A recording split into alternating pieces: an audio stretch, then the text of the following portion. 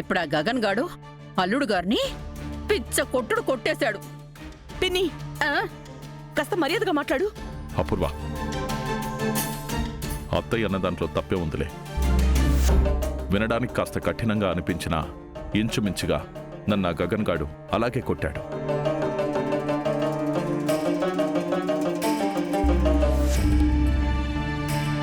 అయినా ఇందులో వాడి తప్పు ఏం లేదు బావా. నిన్ను వాడి చేతిలో ఓడగొట్టమని చెప్పింది ఆ భూమే.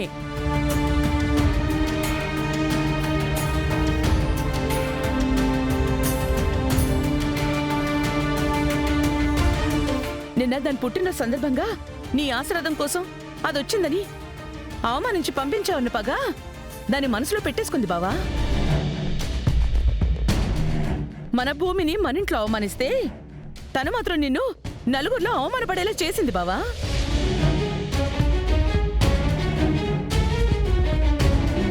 అవును డాడీ, గగన్ బావతో భూమి మాట్లాడడం నేను విన్నాను.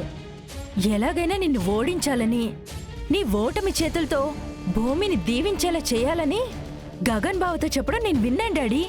ఇంకా చాలా చాలా చెప్పింది డాడీ.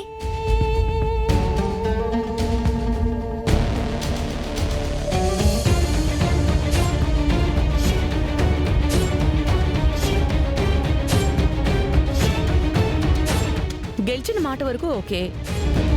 కూతురు అన్నాక కన్నతండ్రి ఆశీర్వాదం తీసుకోవడం కోసం మంచి మనసున్న అమ్మాయిగా ఏదో అలా చేసిందని సరిపెట్టుకోవచ్చు.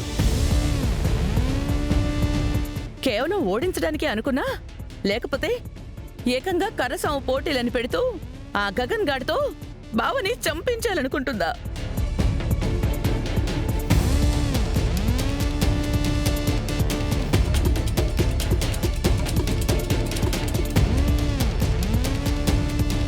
ఆ గగన్ గాడు అల్లుడు గారిని కొట్టిన దెబ్బలు నువ్వు చూడలేదా ఏమిటమ్మాయి? వాడు గెలవడానికి కొడుతున్నట్టు అనిపించిందా?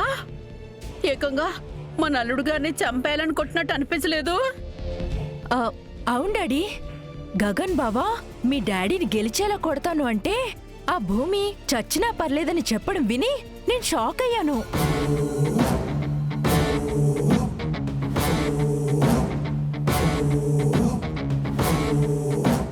అంటే అసలు ఆ భూమి ఉద్దేశం ఏంటి? బాబుని పోటీల్లో చంపించేసి ఈ ఆస్తంతా తన కైవసం చేసుకోవాలనుకుంటుందా? మనల్ని రోడ్డు పాల్చేసి మన అధోగతిని చూడాలనుకుంటుందా?